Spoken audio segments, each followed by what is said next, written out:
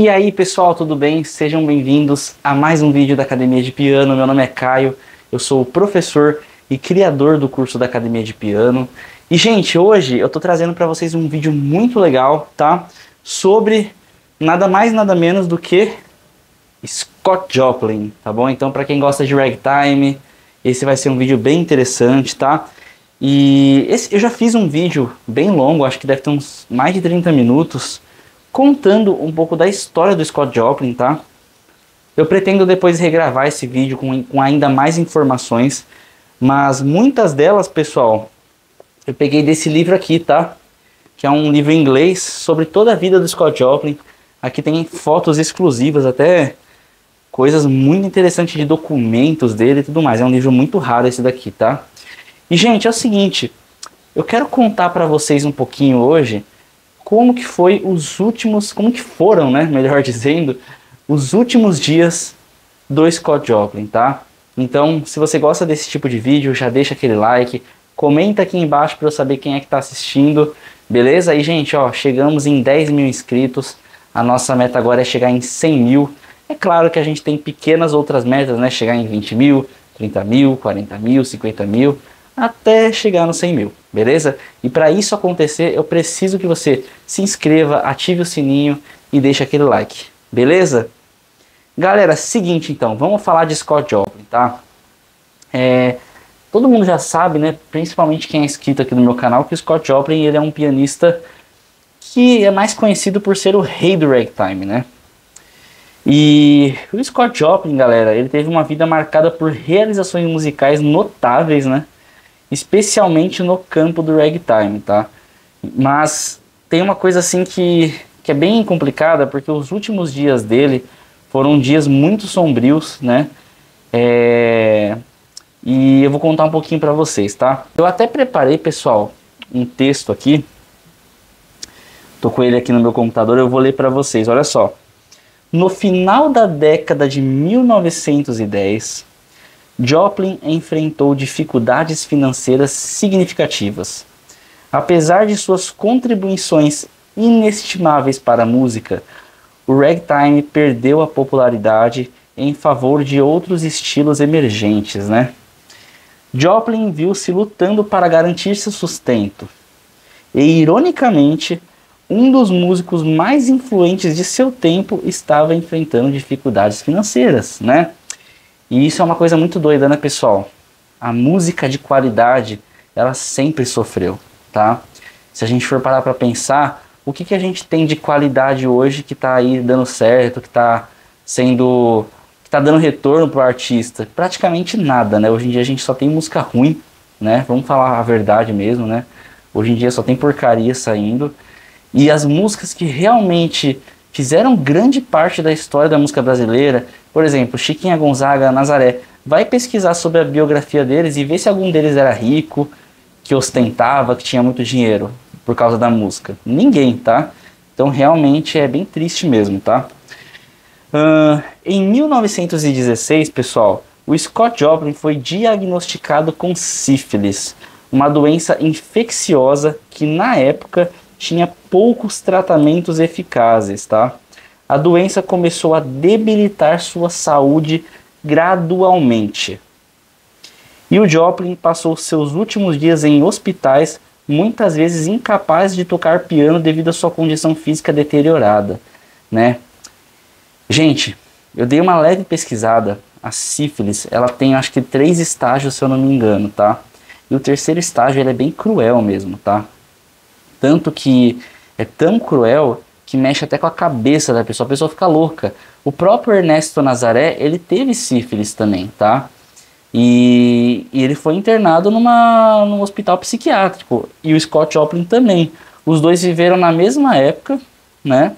E morreram quase que da mesma forma, com sífilis. Só que a diferença é que o Nazaré, a gente não sabe exatamente se ele morreu, se ele se afogou, porque na verdade ele morreu num rio, né?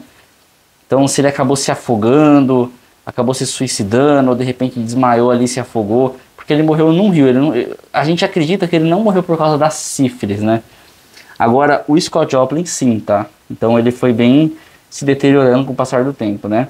Durante esse período, Joplin continuou a compor. Então, mesmo debilitado, ele continuou compondo, né?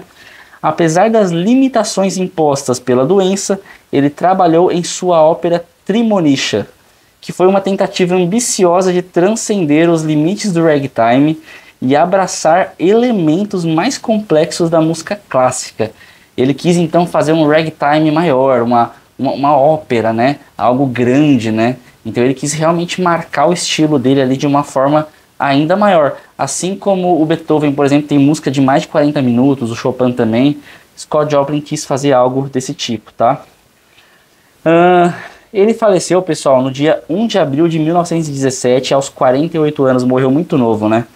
Em um hospital psiquiátrico em Nova York.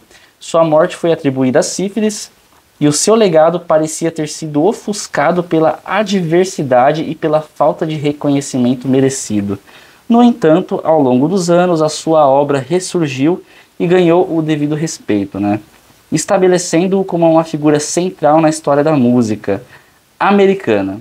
Suas composições, especialmente os ragtimes como Entertainer e Maple Leaf Rag, continuam a encantar e inspirar músicos e amantes da música em todo o mundo, mesmo após a sua morte.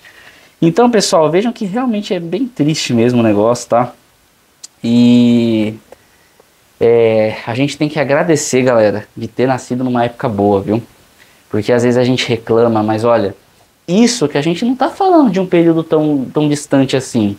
Nós estamos em 2023 agora, quase entrando em 2024. O Joplin morreu em 1917. Naquela época a medicina era terrível. Nossa, hoje a gente evoluiu muito. A gente evoluiu muito na questão da ciência, da tecnologia. Foi um salto muito grande, né? Então veja que assim, muitos grandes compositores nasceram numa época totalmente assim terrível para a saúde, terrível para um monte de coisa, né? Eram super talentosos, mas a questão da medicina ainda era muito precária e tudo mais, né? Então, grandes compositores acabavam morrendo muito novos por causa disso, né? Então, assim, galera, refletindo aqui, o Scott Joplin, ele é sim o rei do rag... Eu ia falar em inglês, Ray. O rei do ragtime, né? Ele deixou um legado muito grande.